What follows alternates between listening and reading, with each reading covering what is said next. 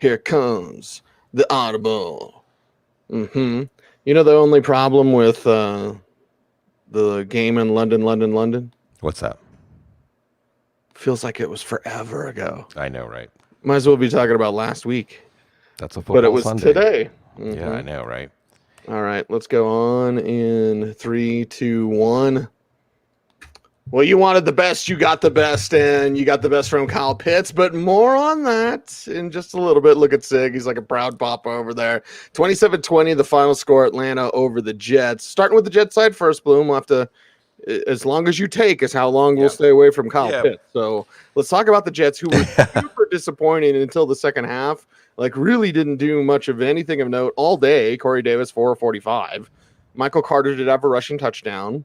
Ty Johnson did have a rushing touchdown. Zach Wilson didn't do much and threw a pick. 192 yards and then threw a pick. Louder with Crowder, not really. 2 for 24. 4 for 24. So not much better. But either way, Jets really didn't turn this thing on until the end, and even that was too little too late. Yeah, they got outclassed. And, one of those things that makes you look back and think, well, Tennessee's defense must be pretty bad because Atlanta's defense statistically was pretty bad coming into this one, but they got a good effort. You still saw Michael Carter leading the team in touches out of the backfield, getting a touchdown. Ty Johnson also had a touchdown here, but you really expected more from Zach Wilson in your 2 quarterback superflex leagues, maybe dabbling, some DFS. You expected more from these receivers against Atlanta's ragtag secondary. And it wasn't there. Elijah Moore got a deep target that didn't work out. Got another target that he caught in the red zone, I think, that he stepped out of bounds. So it was illegal touching. So he's not really adding much. The Jets go into their bye. They have a win to build on. See, so there's teams, one of the themes always every week, these teams that we know aren't doing it this year, are they building something? We'll talk about Arthur Smith and what he's doing on offense right now. The Jets, I think, were building something. And Robert Saleh, to his credit, says, it's on me. I'm going to go back during the bye week. I'm going to figure out how to get this team better prepared so they don't have these slow starts. We all had to wake up early for this one. But the Jets, you see, I'll say this. All in all, when we look across the teams that had new head coaches this year, the Jets would feel pretty good about the direction of their program, including their quarterback, even though it wasn't a great day across a pond. And Kyle Pitts time.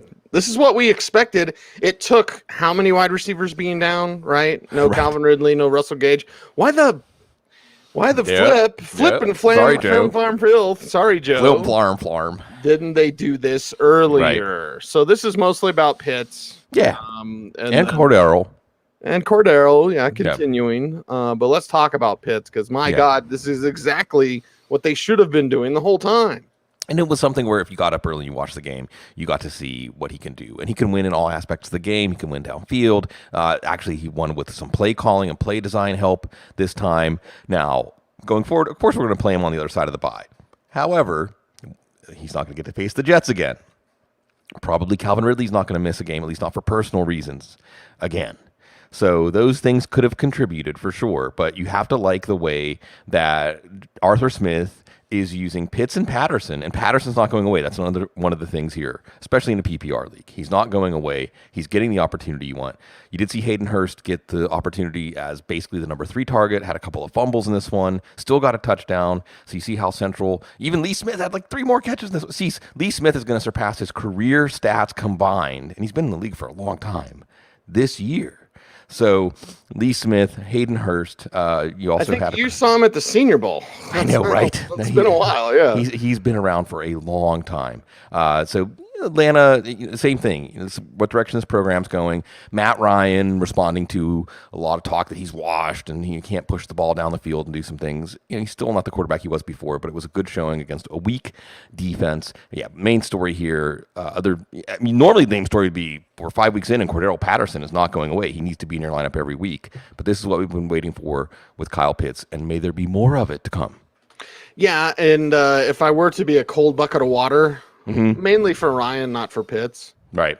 It's the Jets. Yeah, exactly. It's the Jets. It's the Jets. So maybe it builds confidence again. Remember, the egos on the field. Woo, these guys so egotistical. The egos in the coaching staff are larger.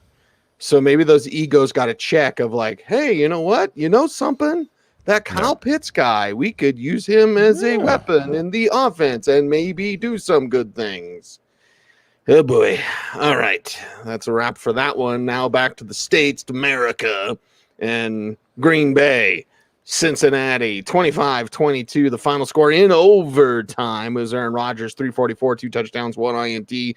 Davante Adams day, 11 for 206 and a touch. Whew. Okay. Aaron Jones, 14 for 103 on the ground. A.J. Dillon, 4 for 49, and the other receiving touchdown. No one did anything else. Randall Cobb had like a big catch, but you don't get a big catch late in game. You don't get points for that. But the Packers, they needed every little bit as it took a field goal in overtime after a missed field goal. It hit the flag. Not just one miss. But the flag sounded like the... Right. It sounded like the thud. Anyway, very confusing. We'll get to Cincinnati a bit. Let's talk about Green Bay. Yeah, let's just talk about this game first, okay? This was a game. See, this is what's the opposite of a moral victory, right? Because moral defeat. But the Bengals should look at this game, and on one hand, they can say, hey, the Packers came into our house. We had to deal with a lot of adversity. A lot of things didn't go our way, and we had a lot of chances to win this game. So this is a good sign in their progression. But just the fact they had so many chances to win this game and didn't, that hurts. That stings. So you're not going to get anybody saying, oh, it's a moral victory because, well, yeah. On the Green Bay side, you did see Aaron Rodgers playing pretty well, and in an old school way. See, I just look at this as old school football. Like, you can't stop us, and us being Davante Adams and Aaron Rodgers. And that was basically the offense on this day, and that was what they needed to at least lay the foundation. But Green Bay wouldn't go away. Green Bay was making plays with a pass rush, Trey Hendrickson, and this is a team that definitely is learning how to compete. There was a Chidobe Awuzie interception deep. Another thing we saw in this one was A.J. Dillon getting involved in the passing game early. So all those scouting reports have said that Dillon can be a functional passing down back or functional passing game back, even though he wasn't used a lot like that in college. Good shot there. Now, let's talk about Aaron Jones looked good, had a big run here to help them. And there's no reason for the Cincinnati defense to hang their head. They did what they needed to do to give their team a chance to win. Now, Mason Crosby in this one had come in, I think 26 straight, 25 or 20, had not missed since 2019 in a regular season game. He misses an extra point early in the game. Then he has a 36-yarder basically the way this game went, who knows what would have actually won the game. Misses it. Then he gets another chance after the Bengals rookie kicker has a chance to make it from 56. He hits the upright. Misses another one, I think from 50. Then he gets another attempt in overtime. Misses it. Finally gets another attempt. A second attempt in overtime. Sometimes life gives you a second chance, and a third chance, and a fourth chance. Maybe I'll get a fourth chance. Maybe I'll convert it like Mason Crosby did. And you could see the relief. I mean, the Packers were in a dogfight, and they were happy to get a win. And next week at Chicago, probably another dogfight. Another dogfight. The Bengals are a good team. And they're fun to watch, Bloom. That's the thing. Like, a lot of fight with this team. Joe Burrow, 281, 2 touchdowns, 2 INTs in this contest. Jamar Chase, 6 for 159 and a touchdown. T. Higgins, 5 for 32. Samaje Perine. Joe Mixon did play, and as reports were evident across the week, like, it's going to be a snap count thing. So Samaje Perine, 11 for 59 on the ground, 4 for 24, and a receiving touchdown. So even if Mixon played, if you did put in Perine, you were rewarded. Mixon with 10 for 33 on the ground, catch for 2 yards as well. Tyler Boyd, 4 for 24 in this one, and CJ Uzomah, 2 for 16. If you were looking to strike hot at the tight end position, that didn't happen with Uzomah. But again, Cincinnati, a good team. They shouldn't hang their heads, but I guess I'll go with Joeism. Like, shucks. Oh, shucks. It was there.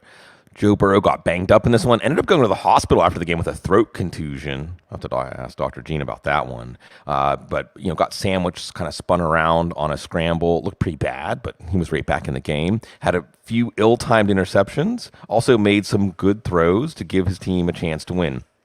A 70-yarder to Chase. Chase, by the way, the first to go for 50 yards or more in the first 5 games of his career as a receiver, other than CeeDee Lamb. CeeDee Lamb did it last year. So Jamar Chase, if you think he's up to historic things, he is, and he is for your fantasy team too. And that connection, yes, we hadn't seen something like that before. He's a top 5 receiver getting reunited with his quarterback. It happened. Well, it's happening. Jalen Waddle, we'll see with the top 6 receiver with Tua Tagovailoa. But you saw, Burrow had an interception. He was trying to do too much in a back and forth game. Another interception in overtime that you really saw like stuck in his craw, but he had chances to bring the team back, and he did, and he shrugged it off.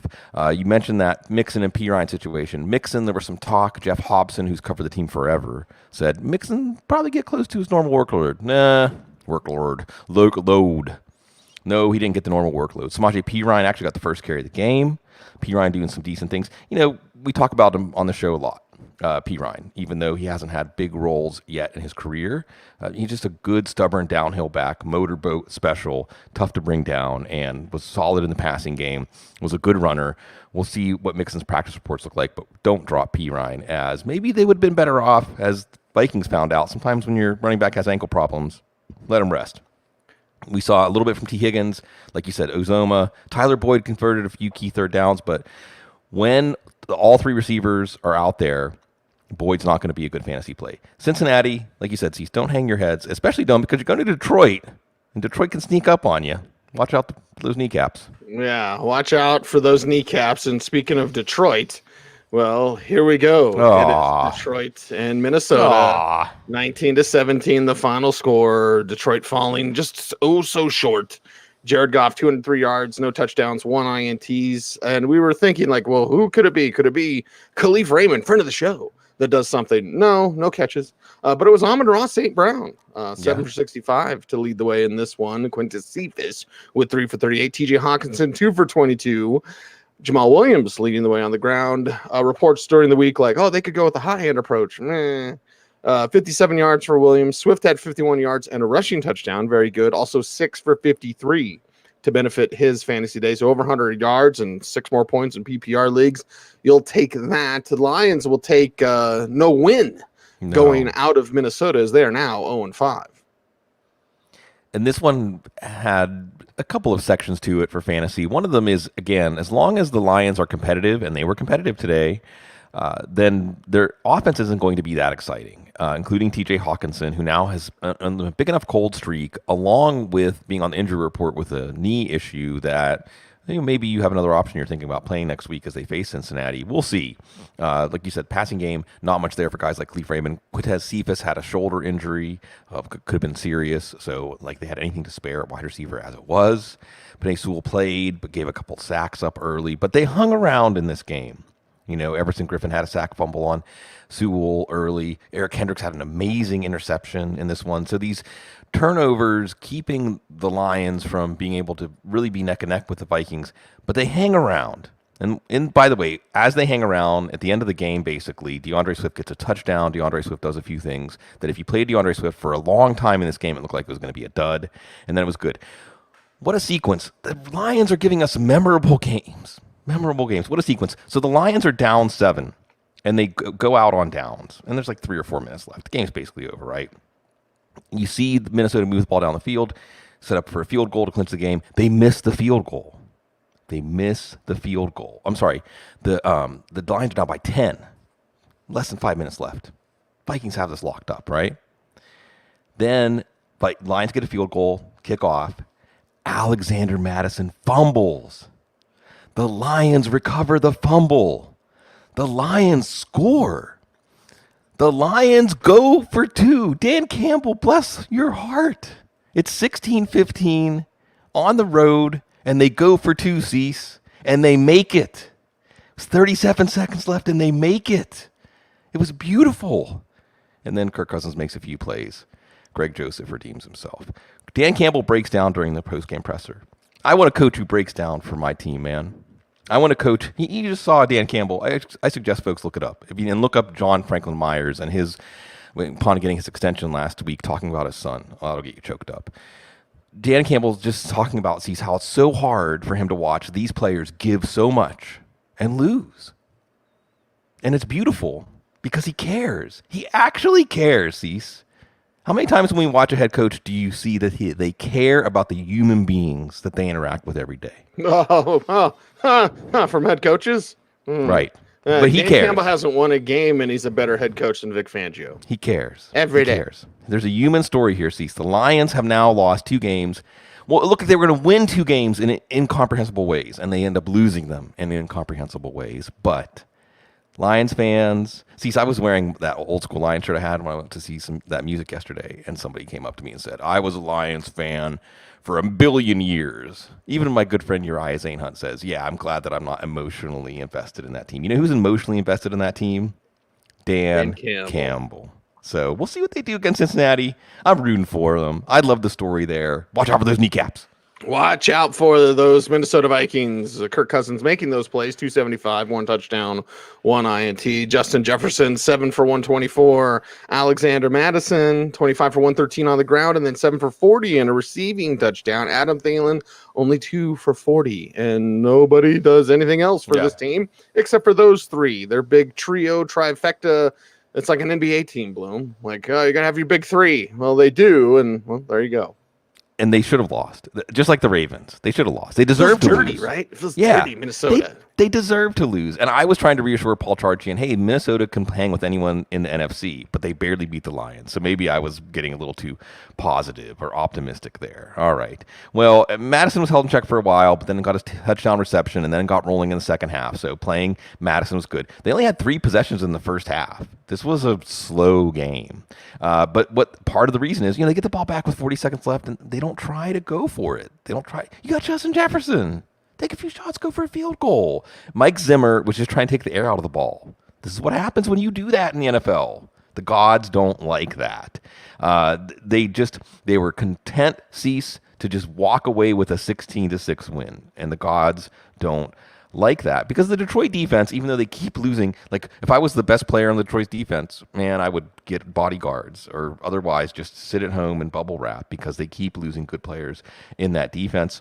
Kirk Cousins did have a poor interception. You look at Kirk Cousins, Thielen, how they underperform in this game, but some of that is the philosophy of this team of Mike Zimmer, really. If they're in a competitive game, so like next week they play Carolina, I don't know. That could just be another slop fest. But we're trying to figure out what we have in Cousins. We're trying to figure out what we have in Thielen. We know we have in Justin Jefferson, but he could be even more. So, Cease, when you choose to live and die by the field goal, then you don't deserve to live. But like the Ravens, they do live. And again, Minnesota and Carolina next week. 2 teams. I have no idea, Cease. I have no idea what I'm going to get. They could be as good or as bad as any team in the league in any given week. Here we are. Here we are. And as King Duck says, here we go, Steelers. It is a Broncos show. It's a Steelers show. Steelers show. Yeah, there we go. So Broncos Steelers is up next. 27-19, the final score. Broncos fall short and don't do anything on third down. I believe they were 1-6, right? Something like that. 1-6 on third down in the first half. I mean, just literally don't do a damn thing on third down. And then in the second half, they kind of light fire at the end there in the fourth quarter with time running down. They actually didn't have any timeouts left, and I tweeted, not having timeouts left with Vic Fangio is a positive. I haven't got a phone call yet, but honestly, if you look at my Twitter, I bet I get a phone call. Yeah. Or my bosses do for what I was saying. Can't tell the truth. Lord knows that's the case here today, right? You can't tell the truth about things or people get upset. Teddy Bridgewater, 288, 2 touchdowns, first interception of the year, last play of the game. Trying to make something happen according to the end zone. Cortland Sutton, happy birthday. Cortland, 7 for 120 and a touch. Nice. Timmy Pats, 7 for 89 in this one. Kendall Hinton, 2 for 25 and a touchdown. And one of his catches was just perfect. Toe tapper on the sidelines. Good job from the Hall of Fame quarterback. Look it up. Javonte Williams, 8 for 61, including that big 49-yarder. Gets a penalty for spiking the ball after the run. These taunting penalties are just stupid. It's a stupid call. Yeah. It's a stupid call. The kid had a big run, carrying everybody again, and can't show emotion. Hey. Also, Javonte had 3 for 25. Melvin, 9 for 34 in this one, 2 for 9. Noah Fant, 3 for 20. Can't block. Doesn't have much effort when he's blocking. That's a problem. No Alberto Cueban on this one. And remember, Sutton tweaked his ankle. Twanged. Sutton has a country album. Sutton tweaked his ankle on Friday and was able to do this. So, they come back, and guess what the spin doctors are doing, Bloom? Mm-hmm. Oh, I mean, they come right there, and they're coming back. And no, this team doesn't have a good head coach. They don't have a good offense coordinator. They should have won this game, but not run away with it. It was never going to be a runaway game against the Steelers. But to do that at the end doesn't prove a damn thing. Doesn't mean Shermer gets it or Fangio gets it. Fangio's probably throwing people under the bus right now as we speak somewhere because he never takes responsibility himself. So give me Dan Campbell crying at 0-5, right? Then Vic Fangio at 3-2. Yeah, right. To see, so we're going to talk about some counterfeit 3-0 starts, right? Yeah. First half, this looked like what you might expect if you're a Steelers fan. It's defense, home game. Teddy Bridgewater looks overmatched, and it's going to be a very quiet afternoon for the Denver offense. And then because of necessity, and how often do we tell this story, Cease? Because of necessity, Teddy opens it up a little bit. And guess what? Steelers lose Devin Bush. Okay, the Steelers definitely have vulnerability in the secondary, and there you have it. And Teddy starts taking shots downfield, and now it's a game. Basically, the Kendall Hinton touchdown, and how awesome is it? Now, we don't have to say that he was the quarterback in one of the worst football games ever played. He caught a touchdown, so, he can be remembered for something else now. Then you have a bomb to Sutton, and really it was Teddy to Sutton and Teddy to Patrick. And, folks, you got to listen to Cecil Lammey about anything, but especially Broncos things. The chemistry, as you've been reporting, between Fant and Teddy, just not there. Again, the Steelers defense, Devin Bush, watch the report. Devin Bush is a very important player. Not quite as important as TJ Watt, maybe as important as Cameron Hayward, maybe more important than Cameron Hayward, but definitely a player that the complexion of the defense changes when he's not out there. So it's not a surprise that when he wasn't out there, things got better for the Denver offense. It's 3-0 counterfeit start, Cease, facing the Raiders next week. Let's see what 3-0 counterfeit start ends up working out. Maybe it'll be a tie. Yeah. Oh no, King Duck has called me out for being a Steelers fan. Yeah. Okay. You'll be fine. You'll be all right. I've been a Steelers fan since longer than you've been alive. So here we go. Steelers, right? Oh, got to be a homer, or you can't actually tell the truth about teams. I had said that the team had been trending to go to more Najee Harris. They did. I don't care if they were 32nd in the run. All right, 55 yards per game. Najee Harris. Damn good, 23 for 122 and a touch. You saw it. Everything that you saw it, you finally saw it come together. 2 for 20 as a receiver. Chase Claypool, dangerous with the big plays, 5 for 130 and a touch. Deontay Johnson, 2 for 72 and a touch there as well. And, well, a tight end didn't do much against the Broncos, Bloom, which I suppose is noteworthy. And Ben Roethlisberger did enough, especially early when they just controlled this game. Wasn't even close. Right. How Roethlisberger was able to control it, pick on Pat Surtain, right? Rookie's got to clean his game up, that's for sure. But let's look at these Steelers fighting for Mike Tomlin and also fighting to prove that they're a good team. And are they a good team? I don't know. But they're a team that if I am a good team, I have trouble going into a game knowing that they're going to give me a fight. Isn't this what they want, Cease? They want Roethlisberger to throw the ball 25 times. That's enough. That's plenty. We don't need him throwing the ball 40 times or 60 times. And a lot of Najee Harris. And what you saw here, and this may reflect more on the Broncos than the Steelers, opening some lanes. And the Steelers' offensive line does tend to come together as the season goes on. So Najee Harris, you're liking it. You're not just depending on a bunch of checkdowns when Ben Roethlisberger throws the ball 58 times for Harris to have fantasy value. He looked good. The running game looked good here. Deontay Johnson looks good. Johnson Johnson is really good, Cease. I think because of the drops and because of the injuries and fantasy, we're fickle. He's a really good wide receiver. He's Emmanuel Sanders. Yeah, he's Emmanuel Sanders once he got past the foot problems and got out of Pittsburgh. And he and Roethlisberger have beautiful deep chemistry. You saw it last year in the Colts game. You see it in this one. Roethlisberger maybe doesn't have a deep ball anymore, but he knows how to throw one in stride to Johnson, who makes it look easy. You had a Roethlisberger sack fumble here. It was Malik Reed, But you also had Chase Claypool putting that hamstring, was just a blip behind him. He's looking good. No James Washington. Juju Smith-Schuster goes out with a shoulder injury. Might be serious, but that's okay because it narrows this offense. Every week, you're going to start Johnson and Claypool when Roethlisberger only throws the ball 25 times. They're good. Najee Harris had cramps late, so we'll see. It probably was just cramps, but you never know. It's a little Benny Snell at the end of this one. Typical Mike Tomlin win, Cease. Completely outplay the other team, and then play like a 45-minute game so it's actually interesting at the end. And next week, next week, Geno Smith coming back to the area. Remember, he played in West Virginia right down I-79 there in Morgantown. So don't sleep on Geno coming to Pittsburgh next week. Okay, well, it's I feel like Pigman in PCU at the end when his thesis comes together and he can finally like dance and enjoy that George Clinton is playing in the pit. Yeah. We all should enjoy more George Clinton bloom. Absolutely. It's a Steelers show. It's a Broncos show. Steelers Broncos. This is the perfect intersection. Yeah, you got your Steelers show and my Broncos show. You got your Broncos show and my Steelers show. Wait a second. Yeah, Tampa Bay Buccaneers 45, Miami Dolphins 17, Jacoby Brissett 275, 2 touchdowns, 1 INT in this contest. And then you look at Myles Gaskin. Nobody should be starting him. 5 for 25. Although he had 10 for 74 and 2 receiving touchdowns, so people should have started him. Oh, the Dolphins. Preston Williams 3 for 60. He's the thing again. He didn't get hurt again, did he? Mike Gesicki, 4 for 43. Jalen Waddle, 2 for 31. So no Waddle breakout game. No much of really anything. Like a bunch of guys chipped in, but couldn't even come close to Tampa. This looked like it was going to be a good game. All right.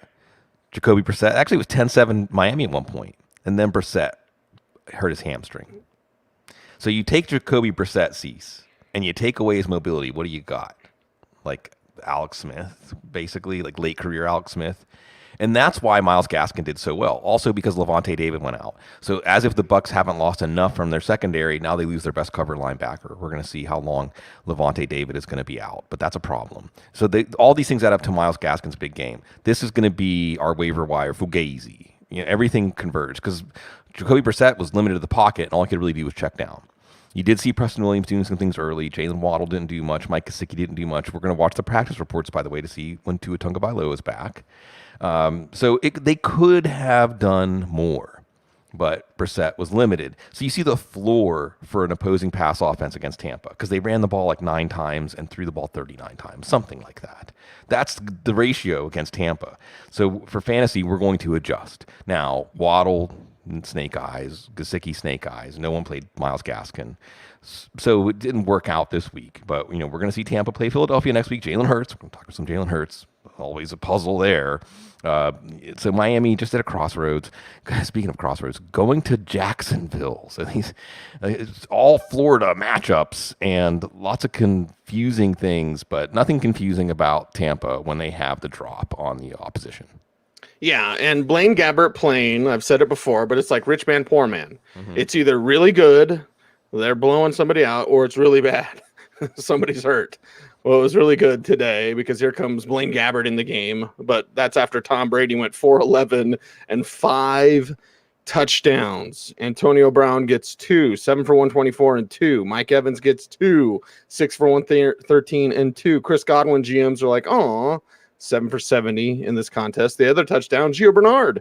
Hey, he caught a touchdown there. Way to go, Gio. Leonard Fournette ran for a touchdown, 12 for 67 at a touch, 4 for 43 as a receiver as well. And you see, with no Rob Gronkowski, non-Gronkowski, that doesn't matter. It becomes Antonio Brown's game. Right. And Tom Brady's game today.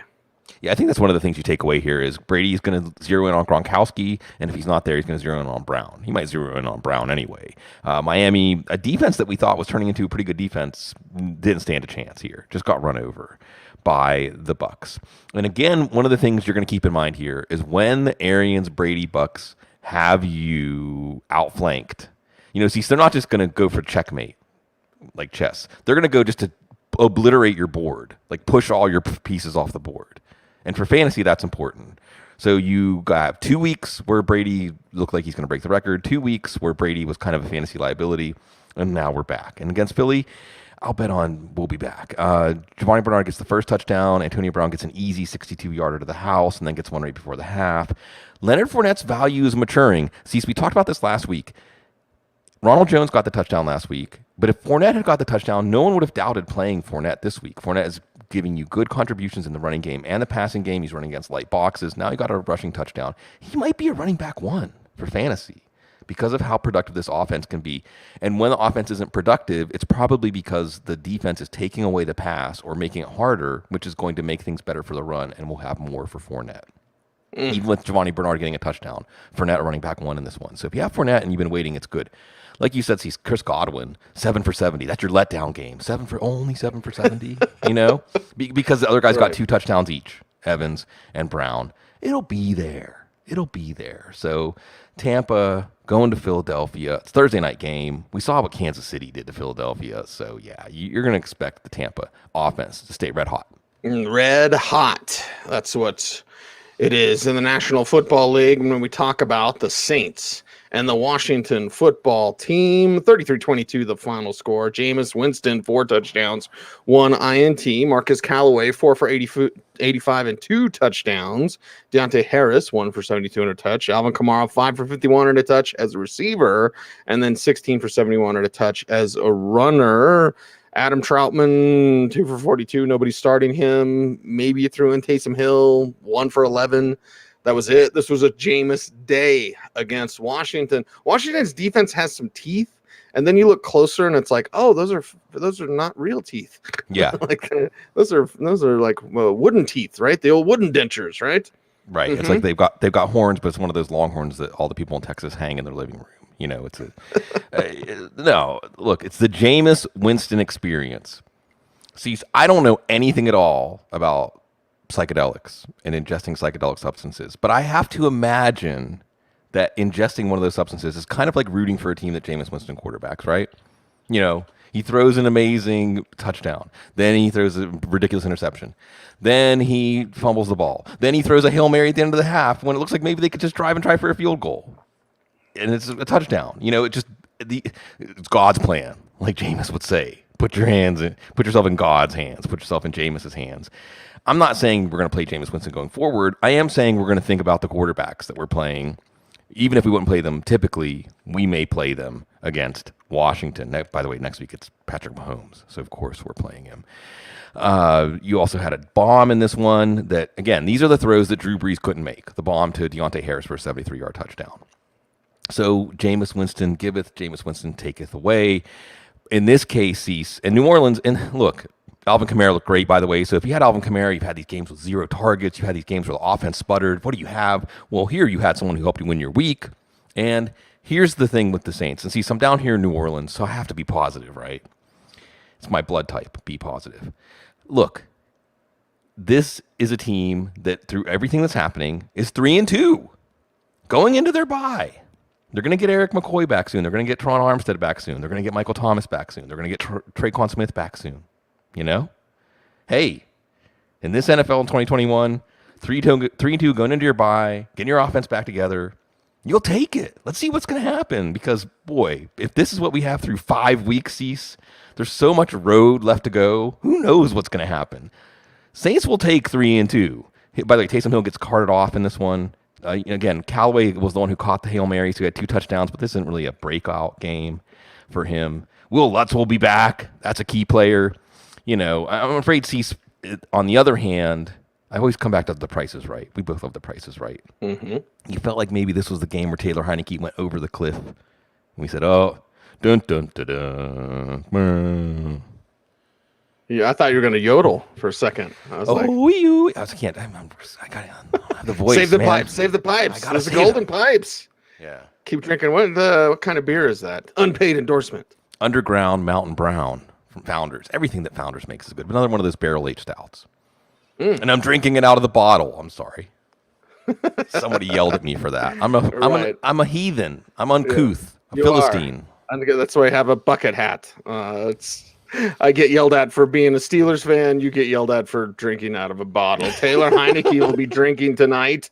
Some transitions are just fantastic. 248, 2 interceptions in this one. Adam Humphries, 3 for 73. DeAndre Carter, 4 for 62. Terry McLaurin, 4 for 46. You got Terry, don't worry about it.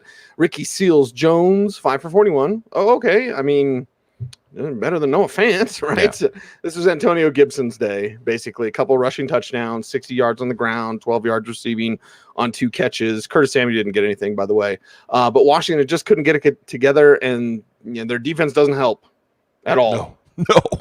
That's exactly how to put it. And Taylor Heineke doesn't help. Look, his 2 interceptions were bad. Okay, one as he's getting close to the opposing end zone, one from his own end zone, and they were bad interceptions. And see, when I say one of the things I like about Taylor Heineke is he plays at the limit of his abilities, well, when you See, this is how we find out where limits are. And it's not pretty when you cross over your limits, but you know where your limits are. And yeah, Taylor Heineke, this is why a little bit of why it took so long for him to get a shot. But he should have at least been one of the top half of the league backups during that time. And I think he still has established himself. But as you said, did enough against the Saints for Antonio Gibson to get 2 touchdowns here. J.D. McKissick, I don't know why he's not getting used more.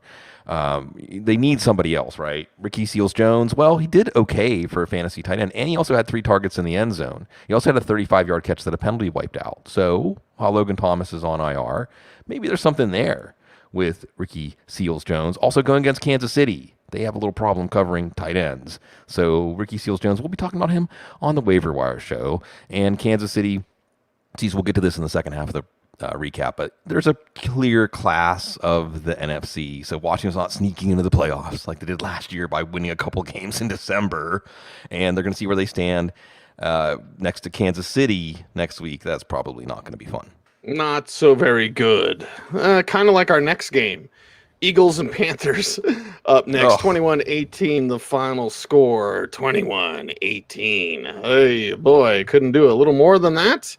Jalen Hurts, 2 rushing touchdowns, awesome, but a pick and 198 yards passing, not as awesome.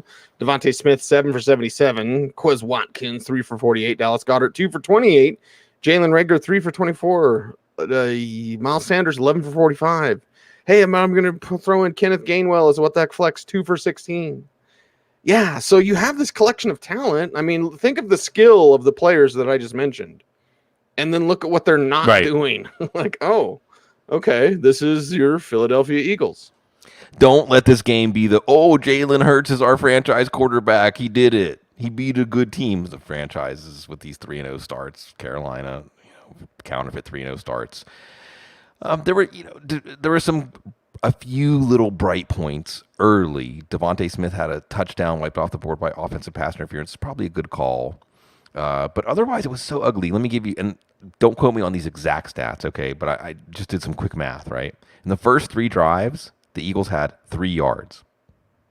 In the first 7 drives, the Eagles had 13 yards.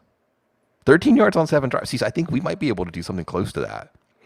13 yards, 7 drives. They were basically in garbage time as far as how their offense was playing. Hurts had a fumble in the end zone. Darius Slay at least had a few picks to keep this team in the game. It's basically, I think the Panthers were trying to, again, ease their way into a win here.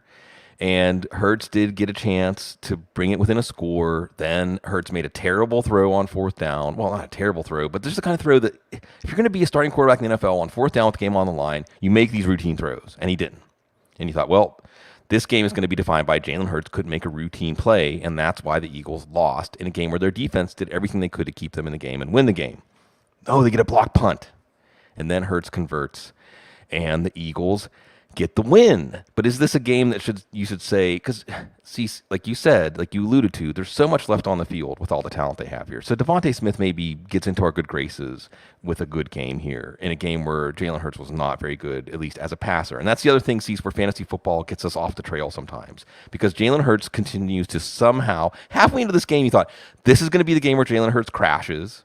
Carolina's defense is good enough. He's only going to have 10 or 12 fantasy points. And you're going to see that, unless it's garbage time, because it was garbage time against Dallas, right, that he put up those numbers. It was garbage time against Kansas City that he put up those numbers. Well, when the defense is good enough to hold the opponent down, Hurts isn't going to work out for you in fantasy. Then he gets those rushing touchdowns in the second half, and it all works out for fantasy. And it feels like it all works out for the Eagles, but he's a limiting quarterback. And now is Sam Darnold limiting quarterback? I mean, he looked like one in this one. So neither of these teams coming out of this game, you should feel good about, even though, yes, one of the teams did win. Mm-hmm. And that was Philadelphia. Carolina did not. They are now 3-2 after that start where everyone's like, are they good? And You know what I had to put up with here in Denver, Bloom? What? We should have traded for Sam Darnold? That plus, Teddy couldn't do anything with the Panthers, and look at how they're doing. Sam Darnold doing his best Fred Durst impression because he is counterfeit. That's a deep pull for all you LB fans out there. 177, 1 touchdown, 3 INTs. DJ Moore, 5 for 42. Ian Thomas, 4 for 40. They did have a touchdown from Tommy Tremble. There was a report, Bloom, can't remember which Panthers beat writer it was. There's not many, but somebody was like, oh, we might use Tommy Tremble a little more. Okay, they did. Fine. Ian Thomas actually outproduced him today, which is shocking. He did anything. Chuba Hubbard, 24 for 101. You thought you might have Christian McCaffrey back. No. You thought you might see Royce Freeman. No. It was all Chuba. Also 5 for 33 as a receiver. Robbie Anderson, 2 for 30. That connection doesn't work. Unless you're playing the Jets. Terrace Marshall not coming through yet. Like, okay, this is who Carolina is, not being able to beat a very average to below average Eagles team at home. Exactly. And there's just not enough offensive firepower here. Give an assist to Darius Slay. Remember when they made that trade for Darius Slay? We thought this is going to be great. This secondary needs him. He was important in this one. Not just the 2 interceptions, but holding down DJ Moore, because that's the one connection that works for Sam Darnold. He did have Robbie Anderson open for a long touchdown, missed him. And then there was Chuba Hubbard. So if you were wondering, hey, we saw Mike Davis get a big workload when McCaffrey went down. We didn't see that from Chuba against Dallas, but they were kind of out of the game in the second half. They weren't out of the game in the second half here, and Hubbard got a big workload. Now, we're probably going to see McCaffrey come back next week against Minnesota. Just keep that in mind. Offensive line, a little problems. I think that Darnold was under pressure, sees somewhere between 40 and 50% of the time. So it's not all on Darnold, okay? Those conditions, very few quarterbacks are going to function well in. Also, it's funny this is a footnote, Cease. So this is Panthers fans. Here's your footnote. They acquired Stephon Gilmore this week. Oh, just got one of the best cornerbacks in the game. We'll see coming back from the injury, coming off the PUP list at some point. So there's reason to feel good, Panthers fans, with your owner, with the aggressiveness. They go out and trade for CJ Henderson. Oh, we're not done yet. They get Stephon Gilmore. So they're getting some things together. Obviously, if Christian McCaffrey comes back, so we can't just pronounce it, well, Darnold is a counterfeit, because without Christian McCaffrey, with offensive line problems, Eagles defense with the game effort here, maybe we'll see something better as this team starts coming together. But again, Carolina, Minnesota next week, I have no idea. Cease, why did we ever pick this job of trying to pretend we could predict what happens in football games? I have no idea. It's a prediction, not a premonition. What is it? No. What's the old... For some reason, I've been watching a lot of sailing channels. Oh, you're going to get me singing Yacht Rock again. And I'm deathly afraid of water. Like it's because water represents the unconscious. Water represents death. Water represents the beyond. We can talk more about this. Yes. See, truly on the couch, right? Yeah.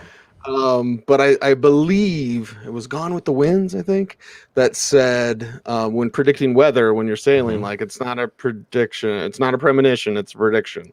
I may be getting that wrong. Either way, just like I got the call wrong. Well, I didn't get a call wrong on this one. I mean, Tennessee, Jacksonville, right? I mean, my God, you knew what it was going to be. Derrick Henry loves facing Jacksonville. 37-19 is that final score. And let's look at the Tennessee side first on this. It is Ryan Tannehill, 1 touchdown, no INTs. Marcus Johnson, 3 for 52. A.J. Brown, 3 for 38. He did play. No Julio in this one, but he did play. McCoy Pruitt had the touchdown. Nobody started him. You started Derrick Henry, got 130 yards and 3 touchdowns. Yep, that sounds about right. And the Titans are able to easily roll over those distracted. I saw the meme. I should have downloaded it, Bloom, because it would have been much better. But it was like a meme of Urban Meyer, and it's like, got to respect the grind, Urban Meyer. That's right. Yeah, he's not going to cry for his players, as someone said in the chat room. Tennessee, this is just how it's going to be. A comfortable win means passing game's not going to do a lot. Ryan Tannehill, even A.J. Brown, not really that interested in them. It's Derrick Henry. Derrick Henry says, I got this. And he got it. Man, I'll say this. Cease, I don't know exactly where this fits in the fantasy football karma conversation, but if you're real simple and straightforward and you had your first round pick, like 3rd, 4th pick of the draft, and you thought, why would I not take Derrick Henry? People, all the workload, he might break down. Curse at 370, 350, They don't even know the curse. The kids don't even know about the curse of 370 anymore, Cease. I know. So, Derrick Henry says, I got this. Jacksonville's defense is not good. All right, you're going to want to play, even though the passing game didn't do much, their defense is not good. You also had this game start out, by the way, with the Dan Arnold fumble. Kevin Byard returns for a touchdown. That's how it got going for Tennessee. you're still going to keep playing A.J. Brown. I mean, it's going to be tough when I start getting sit questions and saying, sit A.J. Brown. But next week we won't say that because it's Buffalo. So, okay, Tennessee, this beats Indianapolis. This beats Jacksonville. It almost beats the Jets. Whoops. What about Buffalo? What about you play Buffalo, Tennessee? You may be good enough to win your division, but how do you match up against the actual good teams in the AFC? Right as I'm taking a drink of Gatorade Zero, at least you didn't make me do a spit take. Right? So like talking about, I have no idea about psychedelics. Trevor Lawrence, 1 touchdown, 1 INT, 273 yards in this one. Dan Arnold, 6 for 64. Visca, 1 for 58. Tavon Austin, 5 for 54. Jamal Agnew, 6 for 41. What do all those guys have in common? Nobody started him. Yeah. James Robinson, you may have started. 149 yards. Yes. 1 touchdown. He's good at football, Urban Meyer. You're not good at football coaching in the NFL. Go to some directional school and revamp your career and wear your sweatshirts, wear your 3/4 zips out and about to the bars or whatever. Trevor Lawrence, 1 rushing touchdown there as well. Did you know? And I think this was last week, Bloom, so I'm like a week late. Shocker.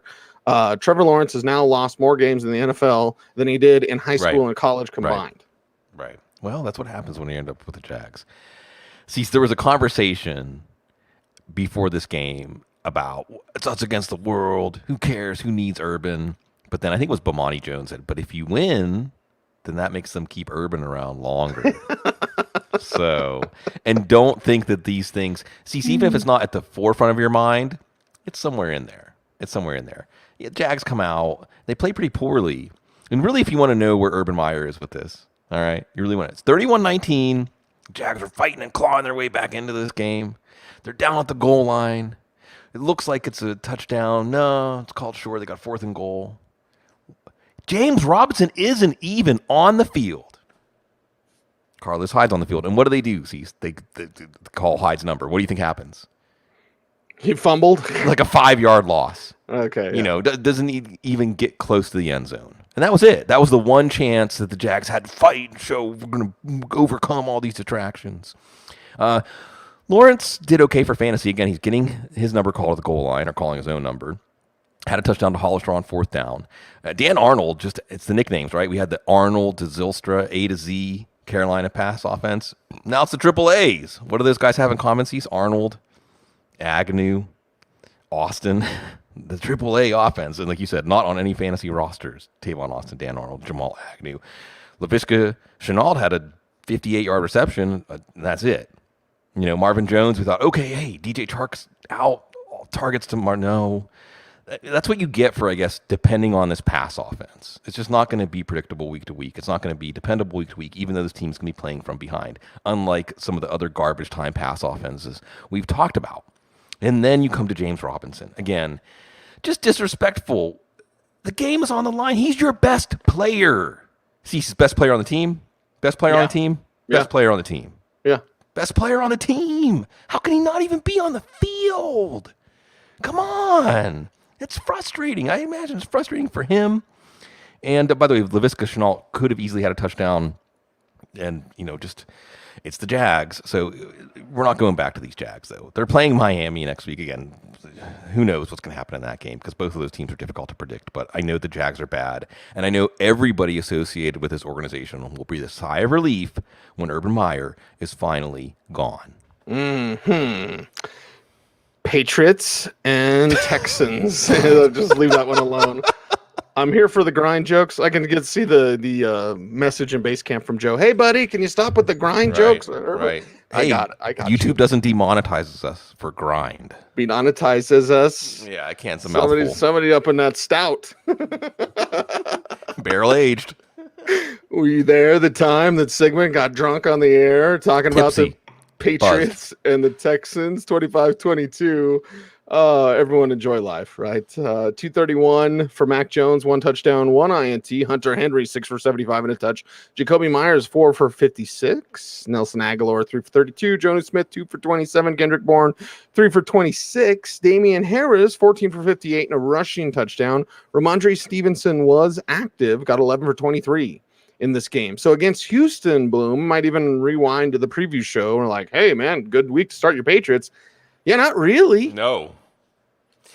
So, hey, good news. Glass half full. Mac Jones, I think he had some blood on his uniform, Cease. When you win a game and you got blood on your uniform at the end, that's awesome. I did my job. Yeah, right? And, hey, it was a stirring comeback. They were down 13 points in this game, a stirring road win comeback, but it was against the Texans. You were down 13 points to the Texans. Not even the Deshaun Watson Texans, the Davis Mills Texans. And, Damian Harris got a touchdown. Then it looked like he had a second touchdown, fumbled at the goal line. Oh, boy, that's not good. But we didn't see them completely go away from Harris. They did go more to Ramondre Stevenson. Harris left for a little bit with a chest injury. Stevenson didn't look good. So it's still Harris's backfield. I don't know what that's worth. When you have to eke out a win on the road at Houston, I don't know what that's worth. This is just a blah offense. Maybe if we think New England's going to play from behind like they might next week against Dallas, then Jacoby Myers is a solid play. Hunter Henry, I don't want to say taking control, but I think he's a better play here than Johnny Smith. I don't know how good. See, New England is a minor league team. New England is a bottom half of the league team. They're not a tough out. I mean, I know that game with the weather in Tampa, whatever. When you go to what is it they say about pigs and slop and things like that, you lay down with the pigs. I mean, that's where New England is. And you have to wonder, I just think about this stuff in the back of my head. Like, is Bill Belichick really in for like a 5-year rebuild? Is this the point where you hand the 69, 70? He's like 69. He's like 69 or 70.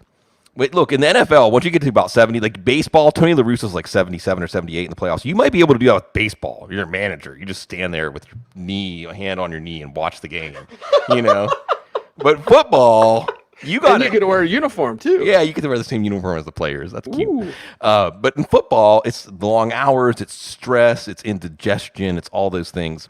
So you just have to wonder if this isn't getting closer to the time to hand off the torch again. They're going to play Dallas next week. We'll see if they can summon up this great effort. But see, this should have been easy. It's Davis Mills. It's the Texans. Bill Belichick. It's a rookie quarterback. Oh, this is going to be embarrassing, terrifying. No, it was terrifying for the Patriots. Yeah, who barely get the win because Davis Mills threw 3 touchdowns, 312 yards. This might be the greatest game of his career ever. Right. Speaking of greatest game of his career ever, Chris Conley, 3 for 84 and a touchdown. It'll be pretty close, top of my head. Chris Moore, 5 for 109 and a touch. Anthony Auclair, 1 touchdown there as well. 0% on fantasy drafts. David Johnson, 5 for 46 as a receiver. Never does anything as a runner. Speaking of not doing anything as a runner, Phillip Lindsay, 19 yards. Mark Ingram, 41 yards. Why am I going through the Texans box score? Oh, yeah, because New England had to make it close. Thanks. Right. Look, you had David Culley. We talk about this with Dan Campbell. David Culley has his guys playing. They're horribly outflanked, outgunned by the opponent. Now, granted, I should mention when I say New England's offense was blah, they had 4 of their 5 starters on the offensive line out. That might have a little something to do with it. But Houston's defense playing well. Houston's offense playing well. Call flea flicker. Touchdown. You got the drop on Belichick? What? First drive, Cease. 18 plays. How many times do we talk about a team with a rookie quarterback having an 18-play drive against Bill Belichick? A drive that ended in a touchdown. Anthony Auclair, Cease, if you remember, Drink Shine game, one of the Canadian players. Mm-hmm. What is it, 1 player per side? Yes. I think Akeem Hicks might have been one of those guys, too. He was, yes. Chris Moore. Remember Chris Moore? Every now and then Chris Moore would catch a long pass for the Ravens. Yeah, he got a long pass in this one. And you're just thinking, are they really going to do this? Okay, Brandon Cooks didn't do anything. But that's because Bill Belichick's going to take away the best weapon on the opposing team. That was Brandon Cooks. That's okay. Next week against Indianapolis, I'm not going to say bench Brandon Cooks because of how this went. Matt Judon, there's a Patriot who's playing well. He actually saved 4 points as the team had a turnover, but he basically single-handedly held them to a field goal. And remember, speaking of field goals, Kaimi Fairbairn misses a 56-yarder, misses 2 extra points. Remember, this game comes down to the end at 22-22. There were 2 22-22 games coming down to the end. It made my brain hurt. I felt like I was dreaming or something. 22-22 is not a score that you see in NFL games. But we did in this one. The flea flicker, by the way, caught by Chris Conley. And yeah, man, it's Houston. It's just like Detroit. Game effort. To have the roster you had and actually almost win was great, but that's where you are. And then they face Indianapolis on the road next week. Bears and Raiders. That is our next game up. Oh, man. Okay, Chicago. Let's talk about Justin Fields. 12 of 20, 111 yards, 1 touchdown, no INTs. Here comes Andy Dalton. Throws a pass for 8 yards. Matt Nagy's like, it's genius. Darnell Mooney, 3 for 35. Allen Robinson, 4 for 32. This is purgatory. No, this is hell. Purgatory, at least it's like medium, whatever. Like, you're in the middle. Jesper Horsted gets the touchdown. Right. He's tall.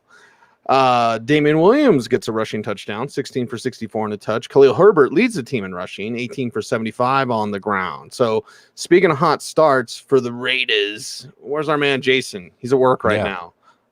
Not so very much when the Bears are beating you and no one does anything except for Damian Williams and Khalil Herbert, who I love, by the way, and only had a long carry of 11 yards. Still at 75. So way to go, kid.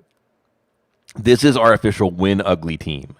There's no other way for the Bears to win a game this year, right, Cease? No. Can this Bears team win pretty? I don't think so. So Justin Fields, we're not going to try to make Justin Fields happen for fantasy football, even though one day he probably will. They're not using him as a runner by design. He's making a few throws, but Allen Robinson, Darnell Mooney, these guys aren't going to get close to your lineup until you regret maybe 2 weeks in a row leaving them on your bench. It's the running game. And the big headline here for fantasy is Khalil Herbert and Damian Williams splitting it close to 50-50. I think Herbert might have had more carries. Williams gets the touchdown. He's still more valuable. It isn't like you wasted your fab bucks if you got Williams, but there's something there with Herbert. But this team, the Bears, are going to rely on their defense. They did well today. And they're going to try not to turn the ball over. They're trying to not put their defense in a bad spot or otherwise give points or give field position away. And they're winning. We'll see if that works against Green Bay next week. I have a feeling it won't. I have the feeling it won't either. Derek Carr, 206 yards, no touchdowns, 1 INT. Hunter Renfrow, 6 for 56. Henry Ruggs, 3 for 51. Darren Waller, 4 for 45. You're fine. Brian Edwards, 2 for 22 in this one. Josh Jacobs, 15 for 48, a rushing touchdown. Kenyon Drake, 2 for 11. Jacobs also had 4 catches for 19 yards. Yeah, this the excitement. Yeah, hell, at least you're in Vegas, right? Yeah. So the excitement surrounding this Vegas Raiders team has quickly gone bye-bye. Yeah, there's still excitement in Vegas, just maybe not attached to the Raiders. See, you know what my first line is? Car crash. Ooh. Ooh. Well, I mean, the first 3 games you thought barnstorming, going down the field, all these weapons, speed. This Raiders team's going to be fun. The Raiders put the clamps on. I'm sorry, the Bears put the clamps on the Raiders. Josh Jacobs was okay for fantasy. Again, it ain't pretty. Ugly is the word for this game. He doesn't look like he has quite the same burst, but he still has lots of power, lots of fight in his game. He's still a good receiver out of the backfield. He got the touchdown. You did see Hunter Renfrow. I think during the broadcast, they called one of his moves after the catch the triple Lindy, which I liked. It wasn't the triple Lindy Ronnie Dangerfield's dive in Back to School, right? I think the kids don't know what back to school is either, Blue. Yeah, Kurt Vonnegut. If you get Kurt Vonnegut to write your paper about Kurt Vonnegut, you might get enough. Darren Waller didn't do much. So there were some things in this offense we thought we'd set our watch by, like Darren Waller. I'm not saying we're going to bench Darren Waller. I'm just saying that we're seeing now the air go out of the balloon. Even though, again, I should say they're 3-0 or 3-2. They were 3-0. And I just said for New Orleans, hey, getting to 3-2 at this point, not so bad. Denver, Vegas. See, what's the opposite of a beauty contest? That's Denver and Vegas next week. Mm-hmm. That's right. So we're not that bad. Yeah. That's what that contest We're not as bad as they are. Right. They stink. This one. I should have saved this one for last, Bloom. Okay. It's not going to be last. It's going to be now. And oh my God, what a great treat that we got. Chargers and Browns. Ooh. Chargers and Browns. That's right. See, it's like the gospel, right, Bloom? It's like we're in church. You're just like, woo, Lord have mercy. Yeah, preach. 47-42. Baker the Baby Maker, 305 yards, 2 touchdowns, no INT with the shoulder injury, non-throwing. David Njoku, 7 for 149 and a touch. Big 71-yarder to help his day. Rashard Higgins, 3 for 29 and a touch. Donovan Peoples-Jones, 5 for 70. Odell Beckham Jr., 2 for 20. So there's that. Nick Chubb, amazing, 21, 161, 1 rushing touchdown. Kareem Hunt, amazing as well, 2 rushing touchdowns, 12 for 61. Also Hunt with 5 for 28 as receiver. Chubb did have 1 catch for 9 yards as receiver. So Cleveland, so many question marks, so many doubts, concerns. Baker, the shoulder, oh my God. And man, They were outside of a 26-point fourth quarter. And how often do we talk about a 26-point fourth quarter? Cleveland was controlling this game. They were winning this game, and they let it go. It's exactly the same script as the Kansas City game, Cease. Exactly the same. And here's the thing, right? Because, okay, Cleveland hasn't played Buffalo. But if we were to say who are the real Super Bowl contenders, who are the teams that you've watched at this point in the season, and you can say in the AFC, that team has a legitimate chance to win the Super Bowl. Kansas City, obviously. Yeah. The Chargers. Absolutely. Yeah. Absolutely. And Cleveland outplayed both of those teams on the road. And decisively did it. Like, they opened up a double-digit, Jared, Browns fans out there, I mean, I want to put sugarcoating on this. I want to say, look at how far your team has come. But much like the Bengals lost today, it doesn't sit well. And it shouldn't sit well if you're going to push yourself to that next level. What a game. What a game. And Cecil, you knew I was excited about this. Not that much about this afternoon slate was exciting, except for Kadarius Toney. And this game, wow. I want to sit down and just let this one wash over me without any distractions later on this week. What can you say? Chargers run defense, problems. Brandon Staley, I'm a defensive genius. No, you're not going to stop the Browns running game. When you don't have the horses, when you don't have the players on the run defense, you're not going to stop the Browns running game. Nick Chubb running free, Kareem Hunt, both of them coming through for you. Odell Beckham, as we've talked about, if you watch Odell Beckham, he looks like Odell Beckham. It's whatever it is with him and Mayfield, it's just not there. It was there with David Njoku, not that anybody even has him on their roster. We'll have to talk about it on the waiver wire show, Cease. We're going to have to say, David Njoku, throw 1 to 3 at him or something, but this probably won't happen again for another 5 weeks. Njoku has the athletic ability, and he has in this offense, because it's such a good running game and so good in play action passing, it's there for Njoku. But this is like the planets lining up every few weeks for Njoku, and then we go back to this. Baker Mayfield was better, and I want to make sure to take some time to let this breathe, because last week Mayfield, got out that he was injured, but also he was coming off of a terrible game against Minnesota that they won, and he played a lot better in this one. So I think that was a good response. You see, there's sometimes moments where we say, what are these players made of as far as their mental, emotional, spiritual outlook? And with Baker, you see the Baker commercials. You see how Baker has been his public persona. You're not quite sure. With Joe Burrow, I know that dude's intense to the very end. With Baker, you can see that he responded in this one. And this was not on him that they lost. So, what do you say about this Browns team, Cease? They've won 3 games. They went on the road against the Chargers and the Chiefs, and they lost games that they should come out feeling like we're better than them. We should beat them the next time we play them. But everything in the NFL is a game of inches, the slim margin of error. And how about that we're talking about a game like this with the Chargers, Cease, and the Chargers won. And the Chargers, and how many years, and I mean years, have we talked about the Chargers and they lose this snatching game? Defeat from the jaws of victory. It used to be a thing. It's not a thing anymore. Thanks to one man, Justin Herbert. Yeah. What a joy to watch him play. I mean, 398, 4 touchdowns in this one. Mike Williams, he's back, the big 72-yarder, but also 8 for 165, 2 touchdowns. Oh my God. Donald Parham, 2 for 29 and a touchdown. Austin Eckler, 2 rushing touchdowns, 66 yards on the ground, 5 for 53 as a receiver, and a receiving touchdown as well.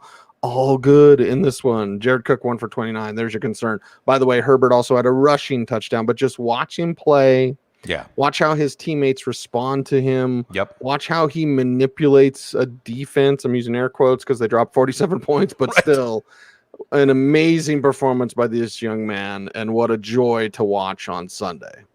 See, isn't this how winning teams do it? Okay, the defense had held the opponent to their lowest point total of the year at all 4 games coming into this one. I don't think that 42 was the lowest point total of the year for Cleveland. I'll have to look that up. But Justin Herbert says, we got this. It's okay. Get on board.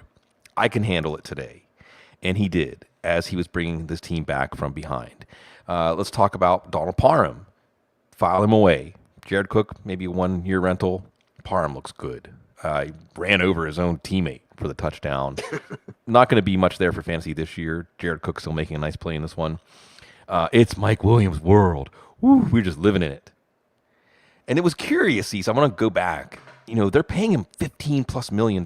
They're paying him franchise tag money, and Mike Williams has never performed like a franchise tag player until now. Joe Lombardi knew. Justin Herbert knows. Keenan Allen still made some plays. I know it's not big fantasy bonanza. It's coming. This is a perpetual buy low here. See, so I'm going to put this out there, and you can tell me whether I'm getting over my skis. You know who Austin Eckler looked like today? Who's Christian McCaffrey. Christian McCaffrey. Yeah, like Colorado had 3 good high school running backs at that time. Philip Lindsay, Austin Let's get him on a good Christian team. McCaffrey. Yeah. And there was a debate, and it was at Eaton, so it wasn't at Valor, which is like the powerhouse. Everyone's recruited and all that kind of stuff at Valor. But there was debate when they were in high school that Eckler was the best one. Yeah, well, he just looks so good. And here's the thing about Eckler is it's that physical edge to his game. It's the way he's finishing his runs. It's the way he's not dainty.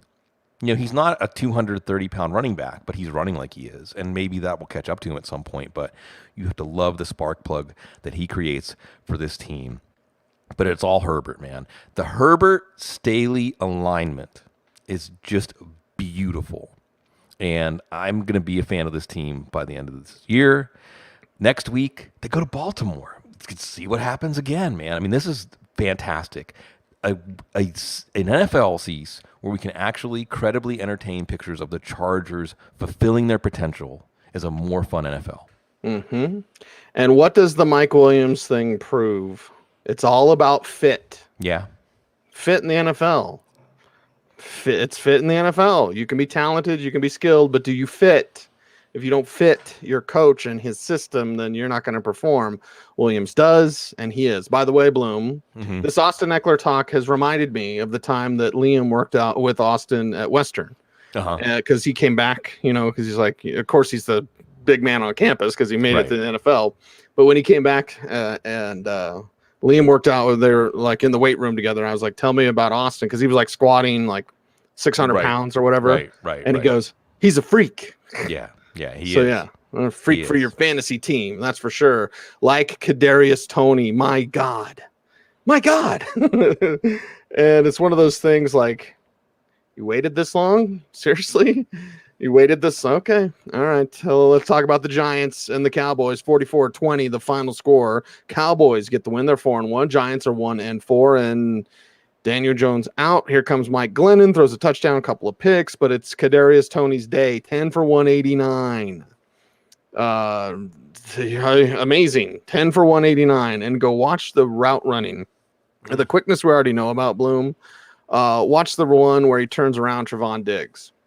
What did we say like a week ago? Like, okay, if you could pick an NFL MVP, Trevon Diggs would be on that conversation, or defensive MVP, whatever we're talking about. Look at Toney, turn him around. Yeah. Like a top. Right round, baby. Right round like a record, baby. Everyone's going to want Devontae Booker now. Number 1 in waiver wire. 1 receiving touchdown, 1 rushing touchdown, and Saquon Barkley's hurt again. So here we go. We could talk about Evan Ingram. We could talk John Ross. I don't care. Kenny Golladay hurt in this one too. So it's like, wow, Kadarius Toney. And everyone get Devontae Booker. Yeah, we'll see with Booker. Oh, man, I feel for the Giants fans. It's a kid's book, right? See, it's like the no good, very bad something afternoon. That was this day for the Giants. You come off of a big win in the Superdome. You're going to Arlington. You're going to see how you measure up against the Cowboys, who've been the class of your division. What happens in this one? Saquon Barkley, in a total freak accident, basically, steps on a Cowboy that's, they're both totally unaware of each other. Twist his ankle, swollen. We'll see. If he doesn't go on IR, that's a good thing. Just hope you avoided a fracture there. Daniel Jones gets knocked silly. I hate to say that because I don't want to make light of a concussion, but you just saw it made you uncomfortable. Yes. Okay. It made me uncomfortable. Yeah. It made me uncomfortable. Especially now that we know so much more. Like, it's a brain injury, and it's You don't like to see that, man. No, it made me uncomfortable. It made me uncomfortable. He needed help walking off the field, and man, I want to root for Daniel Jones. You know why I want to root for Daniel Jones? He really does leave it all out on the field. I mean, the dude's a football player, and he may have his limitations. He may have his blind spots. He may never get past those limitations and blind spots. Obviously, it was a bad fantasy afternoon for him. And then in the middle of all that, oh, by the way, Kenny Galladay has a knee injury. He's not going to play for the rest of the afternoon. Kadarius Toney says. Psh. Now, granted, Kadarius Toney is not going to be enough to win this game for this team. Kadarius Toney and Devontae Booker. But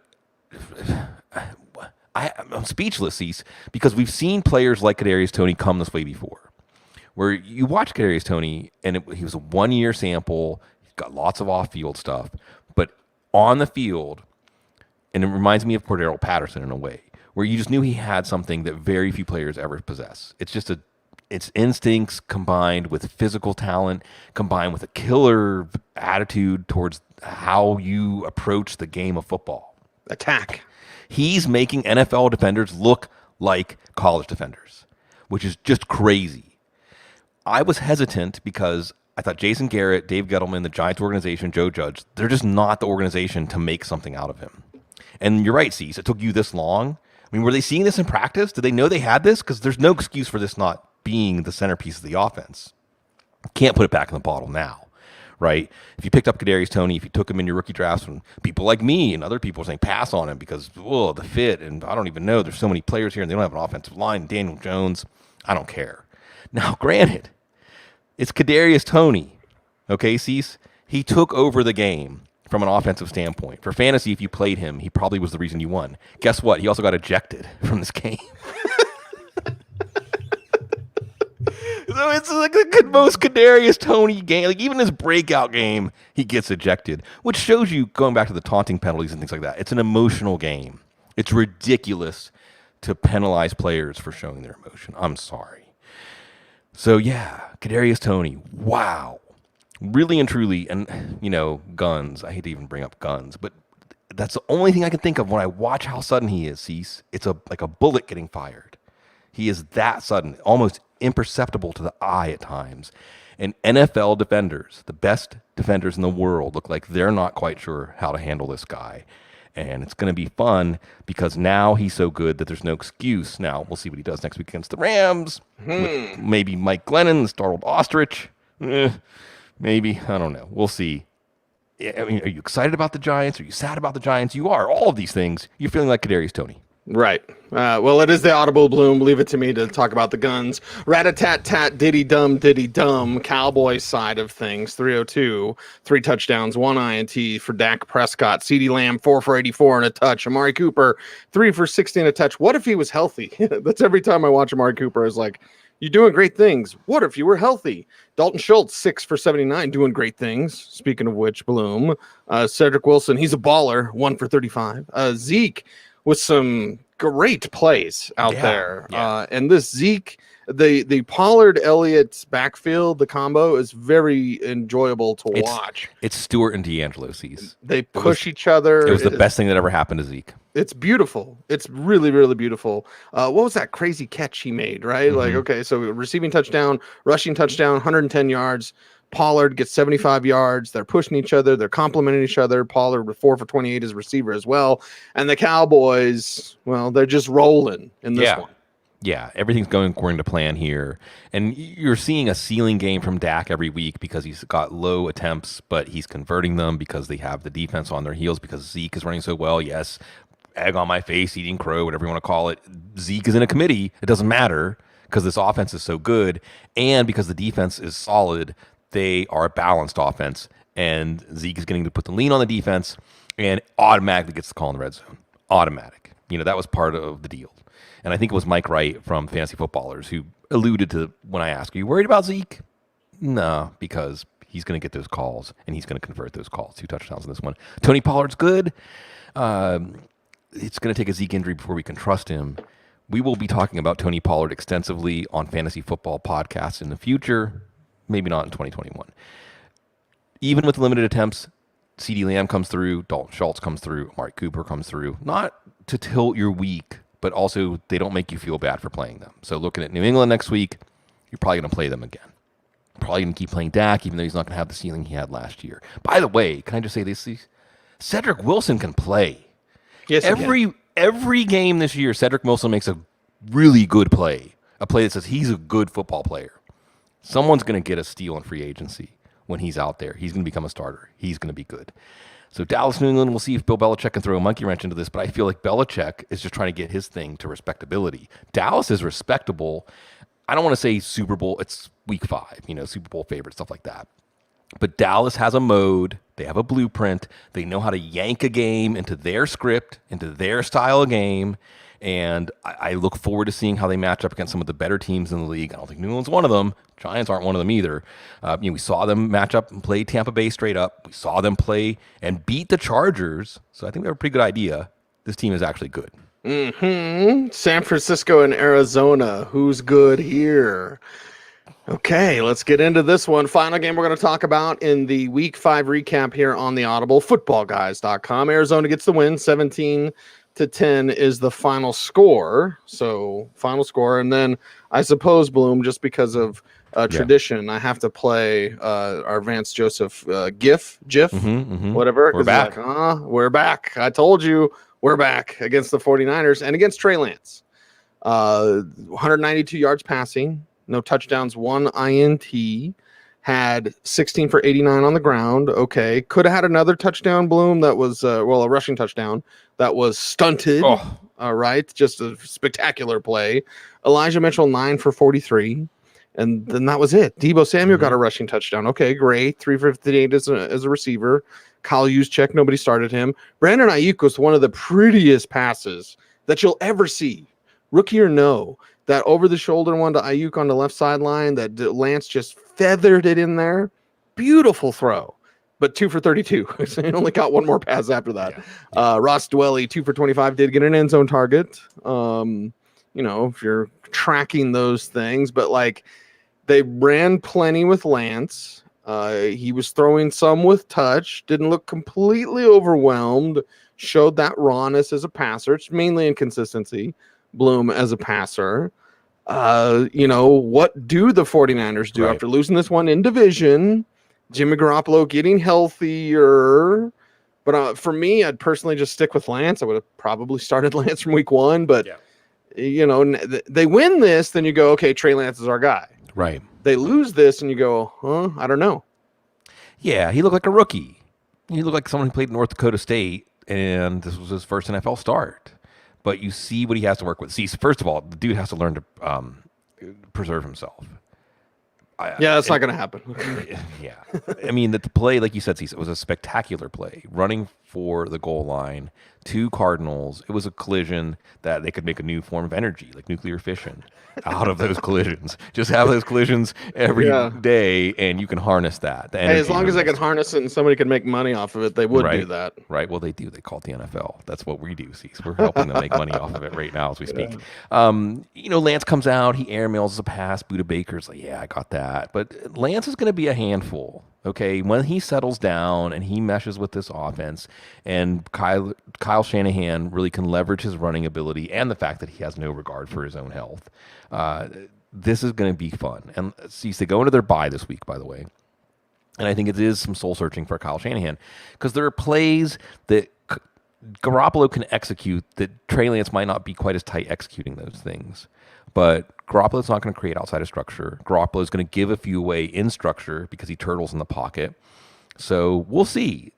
I don't think we're going to hear much about this. We'll just see when we come out the other side on week 7. We did learn that Trey Sermon, he's not the guy. It's Elijah Mitchell. They trust Elijah Mitchell. It was just that Mitchell got hurt. Sermon looked pretty good against Seattle. It's not that hard to look good against Seattle's run defense. It's Mitchell's backfield. And then we'll see when Jeff Wilson's healthy, probably not for at least another month. The other thing that you had to think about when you're watching the Seas is, man, George Kittle's important to this offense. Yeah. Really important to this offense. Fantasy, whatever.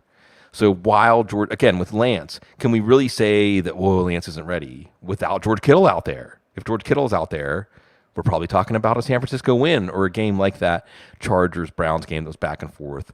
So the defense did their job. Lance showed enough. This team has 2 losses in the division now. It's a long season.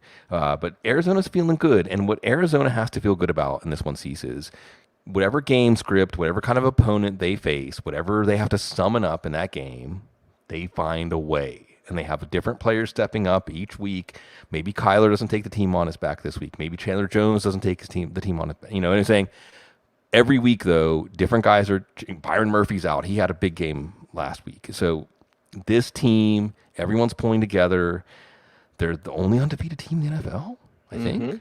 Yeah. So, you'll take it. Just shows how hard they are to beat because they do have different contributors, whether it's DeAndre Hopkins, 6 for 87 at a touch, Rondale Moore, 5 for 59, beautiful catches out there. It's never really Christian Kirk, but 5 for 39 today. It might be Chase Edmonds, wasn't today, 3 for 19 as a receiver, 6 for 15 as a runner. Rondale Moore, also 38 yards rushing. James Conner, he plunges it in from close, so gets a rushing touchdown. Yeah, okay, sounds about right. Max XX Williams, 1 for 14, AJ Green, 1 for 13. So even a day when it's ho-hum, Kyler Murray, 239 yards passing and 1 yard rushing. 1. Yeah. So even on a day when it's ho-hum in an important divisional game, Arizona pulls together and wins. Yeah, they do. By the way, let's get this out of the way. Arizona-Cleveland next week. That sounds interesting, to say the least. Like you said, let down for Kyler Murray for fantasy. Who cares? This is fun. Let's enjoy this. On a sad note, Max Williams goes out with what looks like a pretty gnarly leg injury. We were just talking about how Max Williams is finally doing it. Yeah, when you see everybody coming up and like paying their respects, I'm saying that like in funeral terms, aren't I? To the player, when they get hurt, it's not a good sign. But you also saw in this game, you had Chase Edmonds fumble. You had this offense not really come together except for Rondale Moore. Rondale Moore had maybe the best toe tap of the week, which puts him in running for best toe tap of the year. And here's how good it was, because you watch enough football games, Cease, and there are sometimes passes that the refs say, the Jamar Chase one was kind of like this today too, where there was one that he got, where the refs say, there's just no way he caught that and got in bounds. They're just like, there's incomplete because I saw that with my own eyes. No way a human being could actually make that catch and get both feet in bounds. And it was a Kyler Murray improvisational, it's just throw Antonio it up. Holmes, right? Right. It's Champ Bailey in the corner of the end zone against the Saints. It's one of those plays where you're like, he didn't do that. Oh my God, he did that. And then they go back and they look. And that was Rondale Moore. And Cease, when we talk about Rondale Moore and what we were excited about with him coming into the NFL, it was not twinkle toes on the sidelines, So, he has a chance to be a really special player in this one. He also had another almost touchdown on a rush, a 26-yarder.